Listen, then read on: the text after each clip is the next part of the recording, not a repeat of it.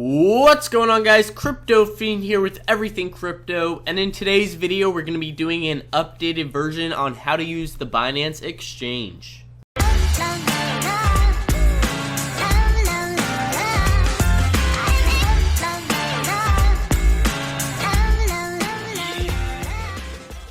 The reasoning for this updated version is that Binance implemented new features on their website that could prevent you from losing a lot of money. And that's what it's all about. It's about making those gains and keeping them. So for today, we're going to be doing a step-by-step guide on everything you need to know to start trading on the Binance exchange today. So if you guys don't know what the Binance exchange is, it's a place where you can buy a handful of different cryptocurrencies. You cannot buy Bitcoin on this exchange though. So if you're thinking of buying Bitcoin, you could do it through Coinbase or a couple other different websites, but you cannot do it on here. So what you want to do if you do not already have an account is go over here and press register. Fill out the basic information and get yourself logged in. I will also be leaving a referral link in the description. If you use that link, it won't cost you anything, but you will be supporting the channel and I would highly appreciate it. So once you're logged in, this is the page you're going to see. You're going to have some information up here, and down here you're going to have some security features. Now I highly suggest using some of these security features to prevent people from hacking into your account and stealing your hard-earned cryptocurrencies. So right over here, this is where you could change your password. Down here, this is where you could create an API private key. This isn't very necessary for the day-to-day traders, but if you want to set it up, you can. Over here, you have the two-factor authenticators. Now you have an SMS version and a Google version. The SMS version, what this is when you go to log into your account, Binance is going to send you a text message with a 6-digit numerical code. You need to enter that code in order to access your account. Down here with the Google version is Google Authenticator is an app that you download on your phone. On that app, you will have a 6-digit numerical code that changes every 10 seconds. So when you go to log into your account, Binance is going to ask you for that 6-digit code. You go on your app on your phone and enter the code. I highly suggest using one of these features. Now up here in this section where it says using BNB to pay for fees, 50% discount turned on.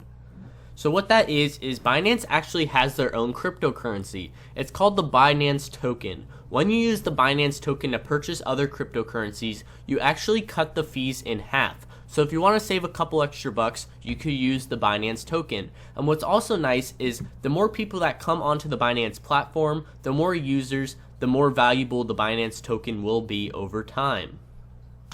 Now this is the home page when you're logged into your account. Up here you're going to have some news that Binance comes out with every so often. Right here, this is going to be all your most viewed cryptocurrencies. Down here, this is going to be all the cryptocurrencies listed on the Binance exchange. Now what's also nice about the Binance exchange is they have multiple markets. So as you can see, they have the Binance token market, where they have a good amount of cryptocurrencies, the Bitcoin market, where they have the most amount of cryptocurrencies, and the Ethereum market, where they have a good amount as well, and the Tether market. Now this is not US dollar. This isn't where you can enter your credit card to purchase cryptocurrencies. The Tether is a specific cryptocurrency that is valued around the dollar range for cryptocurrencies. Over here as well, you have a favorites tab. So if I wanted to click on my favorite cryptocurrency so I could have them all lined up in my own separate tab, I can do that as well. So what I want to go over right now is all the separate tabs up here to show you guys everything you need to know, as well as being able to navigate the exchange with breeze. So first we're going to go over to the exchange tab. Now this is where you're going to purchase and view the prices of different cryptocurrencies. Now they have a basic version and an advanced version. The only differences between these two versions is that the advanced version looks a little more intimidating, as well as they have more studies and tools that you can use on the graphs. But first we're going to take a look at the basic version, and then we will take a look at the advanced version. Now this is what the basic version exchange looks like. Now I'm going to go over every single thing on this page just so you guys know exactly what you're looking at.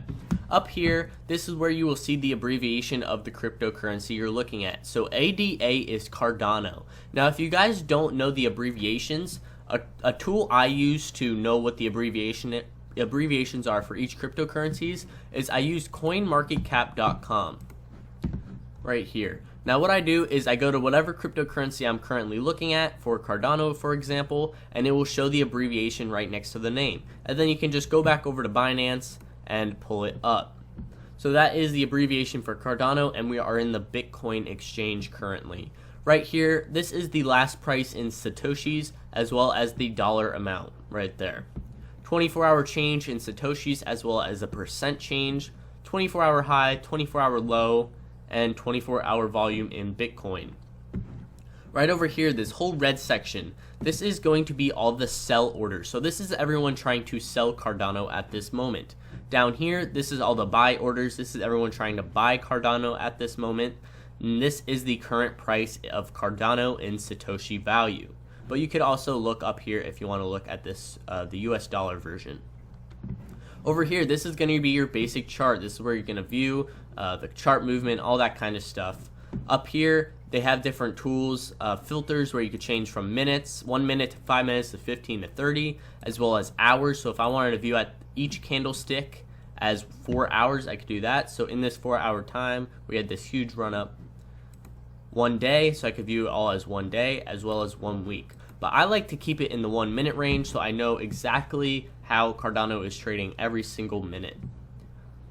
Over here, you could change to the depth view, as well as you can do full screen of the depth view, as well as, you know, the basic version here of the depth view. I like to keep it as this size. You don't really need the full screen. Down here, well, let me actually go over the different parts on the chart. So right here on this green tab right here, this is the current value of Cardano in Satoshis, as well as they also list the lows and the highs for the past some odd minutes for Cardano. So as you can see down here where this arrow is, that is the lowest price that Cardano is at for the past couple hours or so, as well as up here, this is the all-time high in the last couple hours. Down here, this is the MACD chart. Now this chart is really useful if you understand how to use it. So to sum things up for you guys, when whatever cryptocurrency you're looking at, for example Cardano, when we're looking at Cardano, if Cardano is on this line that I'm currently on, if Cardano is on that line, that means Cardano is being traded at the perfect amount. Now if you see green, that means Cardano is being overbought. That means more people are buying it than what it's actually worth. And when it's red, that means less people are buying it than it's actually worth. So if you guys wanted to get in on it at a good price, you would want to buy it in the red where it's being bought at, not what it's actually worth. And that's a nice little tool to learn for trading. I think I'm going to do a future video on the MACD just to go more in depth on it. So if we go over here, this is where you can, right now I'm in the favorites tab, but if we go over to Bitcoin, this is where you have all the list of all the different cryptocurrencies for the Bitcoin tab, as well as you can do the other tabs. So you can view them all on the side here, as well as the percent changes, and you can also look at the volume. Down here, this is the trading history. Now the trading history can be helpful when viewing a chart because you can see if more people are buying or selling the cryptocurrency. So if you see all of these numbers as green, that means everyone's buying it, which means you might want to get in or hold off. And if it's all red, that means everyone is selling it. Also, they have a Yours tab where you can view your purchases for the past couple of days of Cardano, which we're looking at right now. Down here, now this is where you're actually going to buy your cryptocurrencies. So it says buy ADA, we're buying Cardano. Bitcoin balance, this is showing how much Bitcoin I actually have in my wallet to purchase Cardano. As you can see, I don't have any Bitcoin in my wallet because I have all my holdings in other alternative coins right now, but that's where your balance would be shown. So right down here, this is where you're going to buy Cardano. Right here, this is going to be the Bitcoin value. Now you're going to be buying Cardano in the Bitcoin value, not in the dollar amount value. So you need to be able to understand the pricings of the currency you're looking at in Bitcoin. Now how I do this is I actually use this website. It's a Bitcoin price calculator. Right here, it's called cex.io. I will leave it in the description as well so you guys can easily access it. And I just pinned it to my bar up here so I can always have access to it. So what's nice about this is, say I want to buy Cardano at 25 cents. I would type in 0.25 and it would show me the Bitcoin value right here, 0.00001251. So I would go back over to the Binance exchange and I could type in 0.000012, what was it? 1251, and that means that is 25 cents in Bitcoin. So I know exactly what the price is in Bitcoin. And down here I can put in the amount of Bitcoin I want. As you can see, it says your max amount, and I can't purchase any right now, but it would show your max amount.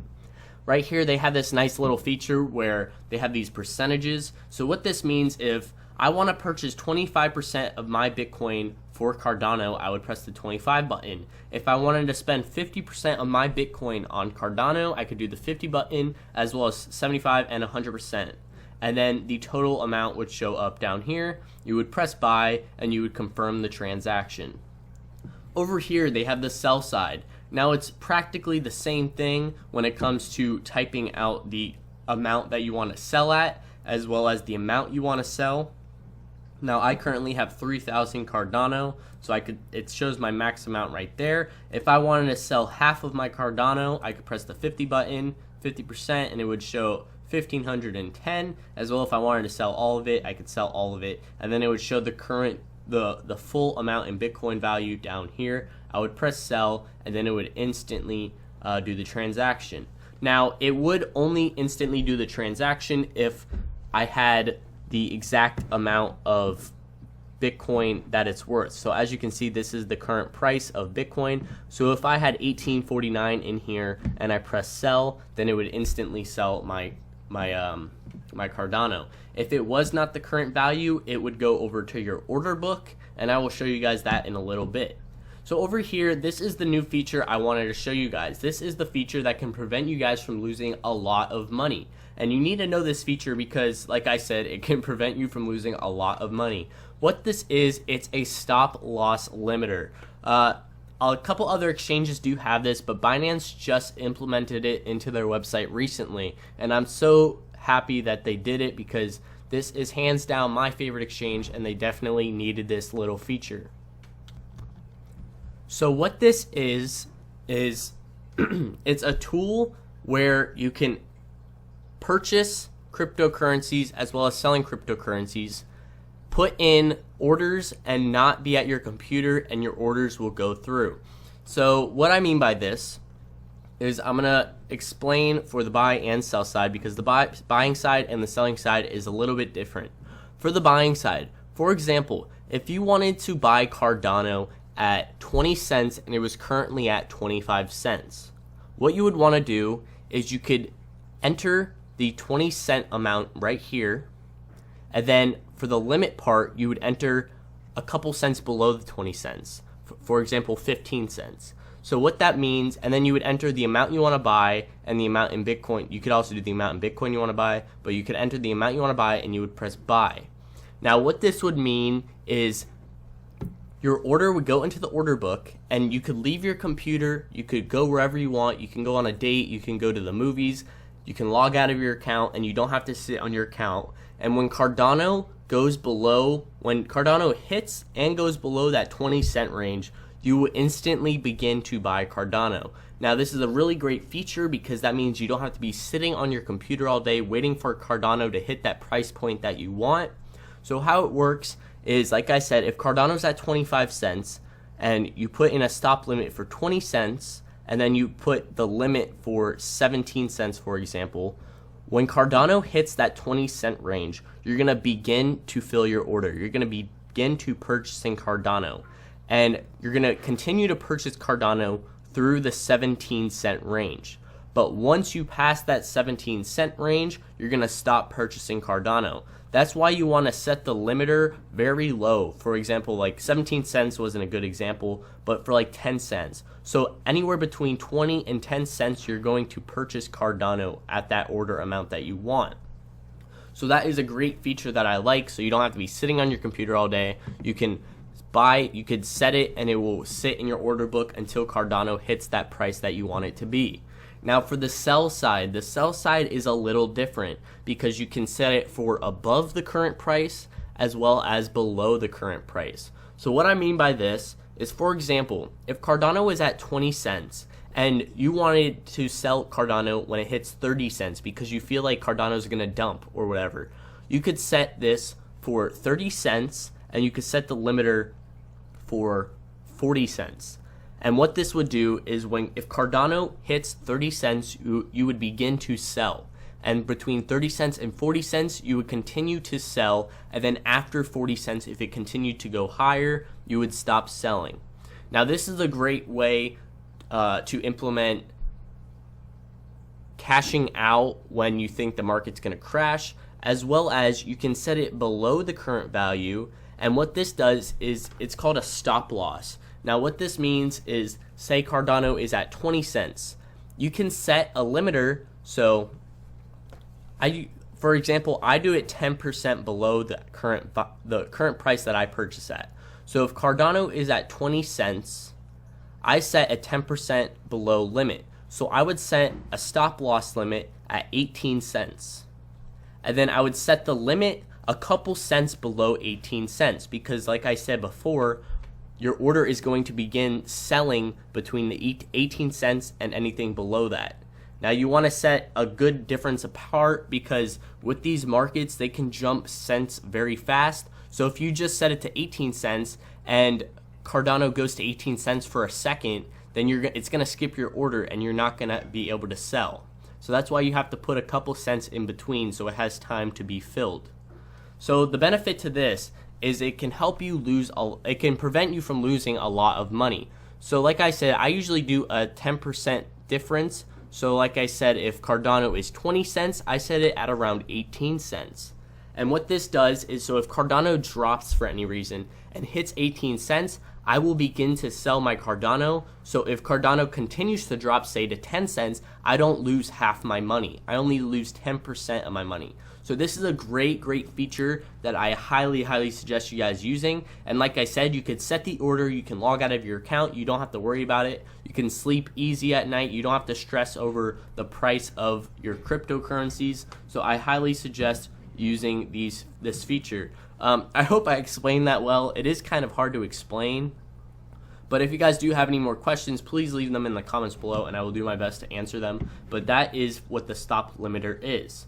So moving on, let's go to the advanced exchange, and I want to just show you guys what it looks like and the different layout of it. This is the advanced exchange. Over here you have the graph. Down here you have right down here you have all your holdings, your current holdings. So that's the difference between this advanced exchange 2. As you can see your current holdings, what you're holding in your wallet, which is really nice. Over here you have your sell orders, your buy orders, the current value, the history, the trading history. Down here you have your buy and your sell, and as well as the stop limit, which is right here. So those are the only differences, as well as they do have more tools. So if I used any of these tools, they would appear on the chart. For example, I could do like a trend line or whatever like that. See, I could draw lines, as well as indicators. So I could put on the MACD, which is down here. I could put on, just anything I want, RSI. So that's the differences between the two sides. Now, if you guys are new to this, I highly suggest just sticking with the basic version. There's not that big of a difference. It'll just make your life a lot easier when it comes to navigating everything and just getting started. So now these two tabs are not going to be for traders. Those are for something else. So we're going to skip over these two tabs and we're going to go over to funds. Now funds, this is where you're going to be holding all your cryptocurrencies. This is where you can view your current amount of cryptocurrencies that you're holding. As you can see, these are all my current holdings. They have this little tab up here that you can press to eliminate all the zero balances, so you don't have to look at all of them. But if you do have a little bit in one, it's gonna show up. But this is all your current holdings. Now over here you have the deposit and the withdrawal tab. On the deposit tab, this means you are trying to add Cardano to your account. So if I pressed on this, it's gonna show this address. You could copy this address and you would put that address into whatever wallet or exchange you're trying to send Cardano from to Binance. So if you're trying to send a currency to this exchange, you would go to the deposit tab. Now, every currency does have a different address. So the Substratum tab is going to have a different address from the Cardano tab. So make sure you're on your currency that you're trying to send to the account. Now, I'm going to show you guys down here. The main currency that people send to the account is Bitcoin, of course, because that's the one you're going to be trading with. So you would go down to Bitcoin, you'd press the deposit tab, you would copy this address, put it in your Bitcoin wallet or Coinbase or whatever you're trying to send from to Binance, and then you would send it. Also, with the withdraw tab. Now this is the withdraw tab. I already have a wallet linked. You can link your wallets to the account so you don't have to copy and paste the addresses every time, but make sure your address is correct, because if your address is wrong, you will lose your money forever, and that would absolutely suck. So you would insert the address here that you're trying to send to, put the amount that you want to send, and then submit. So that is what the deposit and withdraw is. Going over to orders. Open orders. Open orders is where like I was talking about earlier in the exchange, when you go to purchase a cryptocurrency and you don't purchase it at the exact amount that it's valued at, it's going to go to this tab. It would show I have an open order of Cardano, the amount I'm trying to buy, at the price I'm trying to buy, and then it would say either filled or not filled, and you can also cancel them here if you want to cancel the transaction.